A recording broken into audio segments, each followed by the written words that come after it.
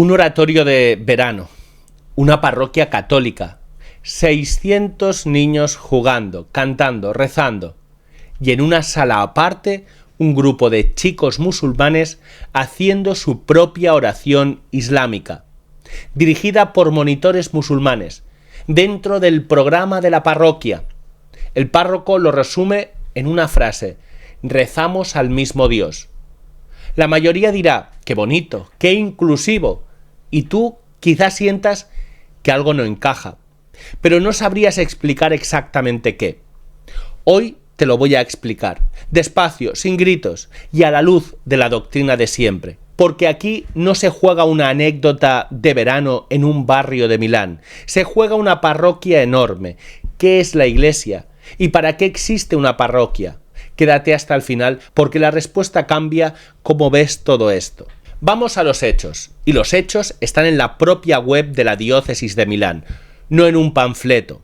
En la parroquia de San Giovanni Bosco, en el barrio de Baggio, en Milán, su párroco, don Giovanni Salatino, ha anunciado que el oratorio de verano, el campamento parroquial, con unos 600 niños, se organizará de modo que los chicos musulmanes puedan vivir también su propio momento de oración, en un espacio separado. ¿Quién la dirige?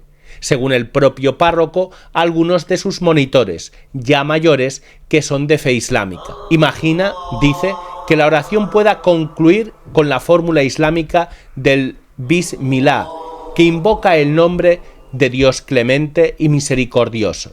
Y la frase que lo resume todo en boca del sacerdote: rezamos al mismo Dios, aunque dentro de tradiciones religiosas distintas.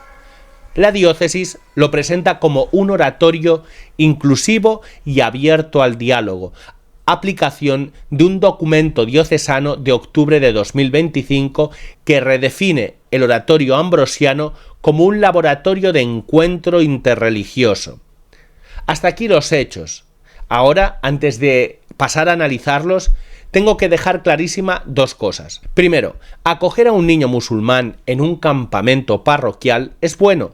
Tratarlo con cariño, con respeto, con hospitalidad es evangelio puro. Ningún niño sobra, ninguno es un problema.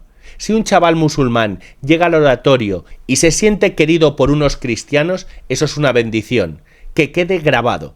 Segundo, y todavía más importante, esto no es en absoluto una crítica a los musulmanes ni al Islam como personas. No hay aquí ni una gota de desprecio hacia ellos. La Iglesia enseña que debemos a los musulmanes estima y respeto, y reconoce, de hecho, que adoran al único Dios, creador del cielo y de la tierra. Eso lo dice el Concilio Vaticano II, no un servidor. Quien use un tema como este para sembrar odio o miedo hacia el vecino musulmán está traicionando precisamente la caridad que dice defender. Entonces, ¿cuál es el problema? El problema no es a quién acogemos. El problema es qué les enseñamos a nuestros propios hijos cuando organizamos dentro de un programa de formación católica un acto de culto de otra religión y lo coronamos con la frase total: rezamos al mismo Dios. Ahí está el nudo. Vamos a desatarlo. Empecemos por lo básico, porque casi todo el malentendido nace de olvidarlo. ¿Para qué existe una parroquia? ¿Para qué inventó San Juan Bosco, precisamente el patrón de esta parroquia, los oratorios? No para entretener a los niños en verano. Los fundó para una cosa muy concreta: para llevar a los jóvenes a Jesucristo, para formarlos en la fe católica, hacerlos santos, salvar sus almas. Don Bosco lo resumía en 3 palabras: buenos cristianos y honrados ciudadanos, en ese orden. Un oratorio, por tanto, no es un centro cívico interconfesional, es un instrumento de evangelización. Su razón de ser es anunciar a Cristo. Y aquí aparece la primera grieta, cuando ese mismo espacio, pensado para llevar a los niños a Cristo, se organiza para alojar también la oración de otra religión dirigida por monitores de esa religión. Su finalidad se da la vuelta, deja de decir ven, conoce a Cristo, y empieza a decir reza lo que quieras, que al final es lo mismo.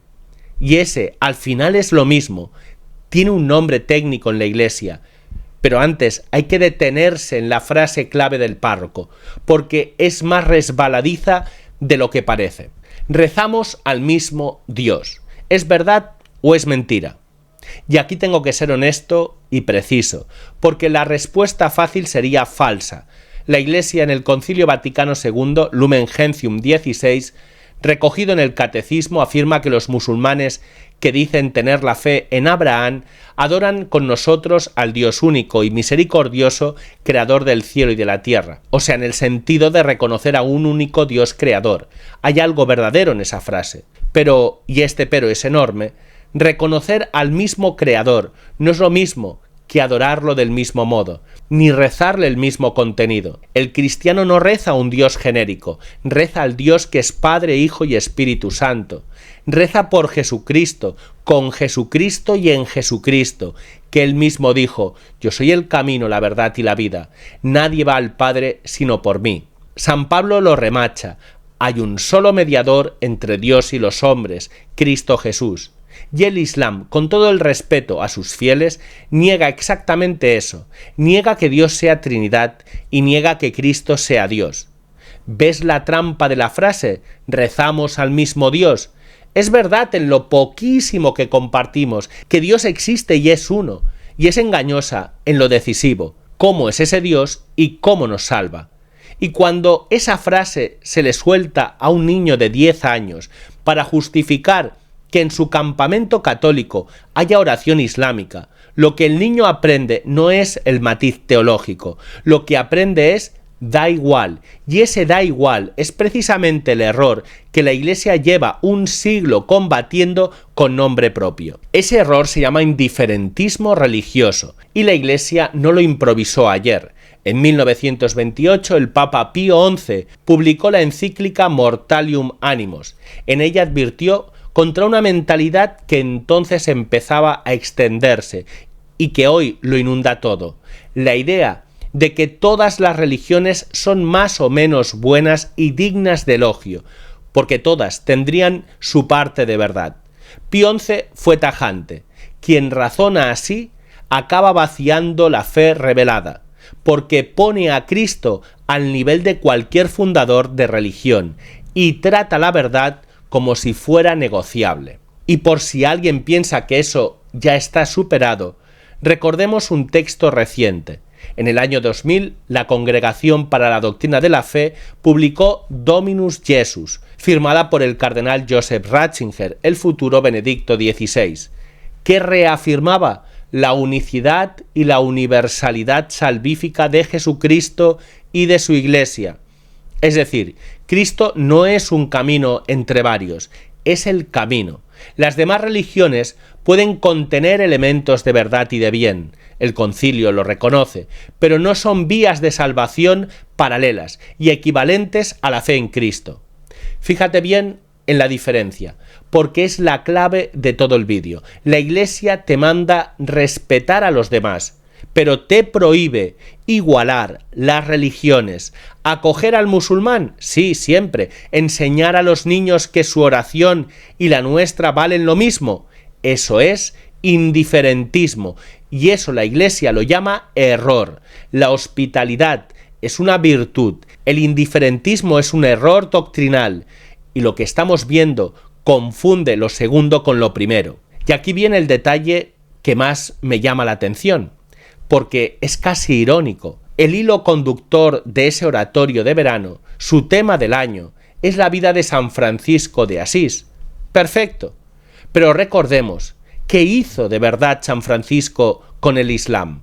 En el año 1219, en plena cruzada, Francisco cruzó las líneas y se presentó ante el sultán de Egipto. Y ahora pregunto, ¿para decirle que rezamos al mismo Dios, hagamos cada uno lo nuestro en salas separadas? No, Francisco fue con un valor pasmoso, anunciarle a Jesucristo, fue a convertirlo, lo trató con un respeto inmenso, de ahí que el sultán le perdonara la vida y lo admirara, pero jamás escondió ni difuminó la fe, la propuso entera, con caridad y sin miedo. Esa es la diferencia entre el modelo de San Francisco y el modelo del indiferentismo. Los dos respetan al musulmán, pero Francisco respeta tanto a la persona como a la verdad.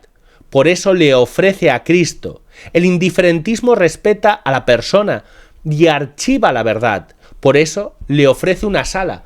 Usar el año de San Francisco para hacer justo lo contrario de lo que San Francisco hizo es como mínimo para pararse a pensar. Y no es un hecho suelto de un párroco aislado, es la aplicación declarada de un documento de la Archidiócesis de Milán que redefine el oratorio como laboratorio de encuentro interreligioso.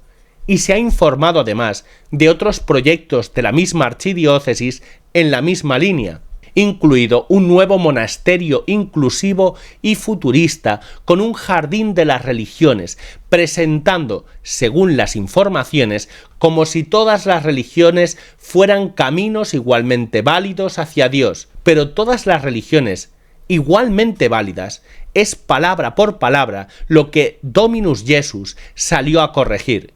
Cuando una idea que el magisterio marcó como error se convierte en programa pastoral, ya no hablamos de una anécdota, hablamos de una tendencia, y esa tendencia es la que de verdad hay que mirar de frente. Para no hacer trampa, te pongo también el mejor argumento del otro lado, porque existe. Quienes defienden la iniciativa dicen que se apoya en Nostra Aetate, la declaración del concilio que pide estima y diálogo con los musulmanes. Y añaden una idea bonita, que acoger la diversidad no diluye la identidad cristiana, sino que imita la dinámica de la encarnación, en la que Dios no suprime lo diverso, sino que lo asume. Argumentan que solo es hospitalidad, no relativismo, y que ningún niño cristiano va a dejar de ser cristiano por ello. Es un argumento flojo.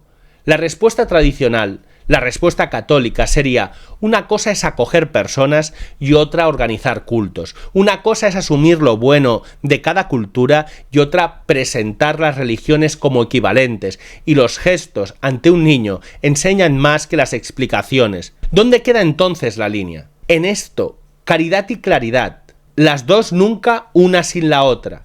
Caridad para acoger, abrazar y respetar a cualquier persona, sea de la fe que sea, y claridad para no esconderle a nadie, y menos a nuestros propios hijos, que para nosotros Jesucristo es el único Salvador, y que por eso queremos compartirlo, no archivarlo. Una iglesia que solo tiene caridad sin claridad acaba sin nada que ofrecer. Una iglesia que solo tiene claridad sin caridad se vuelve dura y estéril. El santo es el que tiene las dos. San Francisco las tuvo. Eso es lo que se echa de menos. No te pido indignación de redes, te pido lucidez y oración por estos sacerdotes, por esta diócesis, por los niños de ese oratorio, para que reciban las dos cosas, el abrazo y la verdad. Dime en comentarios ¿dónde pondrías tú la línea entre la hospitalidad y el indiferentismo? Y si quieres seguir mirando la actualidad de la Iglesia desde la doctrina de siempre, suscríbete. Y antes de despedirme, déjame recomendarte un libro que viene como anillo al dedo a todo lo que hemos hablado hoy. Se titula Un faro en la tempestad, y es un retrato profundo de la vida y el legado de Monseñor José Guerra Campos, obispo de Cuenca y uno de los grandes defensores de la fe y de la tradición en la España reciente. Guerra Campos fue precisamente eso, un faro, un pastor que en medio de las crisis sociales, políticas y espirituales de su tiempo, supo defender con valentía el magisterio y la esencia del mensaje cristiano frente a la infiltración de ideologías contrarias. Un hombre que entendió, como hemos visto hoy, que la fe no se diluye, se proclama.